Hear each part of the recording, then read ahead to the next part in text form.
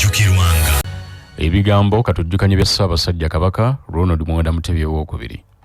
Bulunji Bwansi nga tumukoledde mu mazima gwe gumu ku mikutu egijja okuzimba abavubuka okubeera n'omugongo okubeera abavumu era abanaasobola okulwanirira Buganda ne Uganda.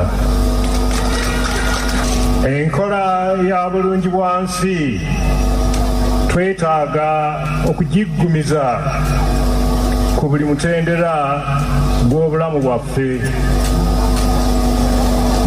Abaana baffe baleme kwenyigira bwenyigizi mu Bulunji Bwansi, naye tubayambe okutegeera bulungi amakulu g'enkola eno mu kwezimba n'okuzimba Buganda eya leero n'ey'enkya.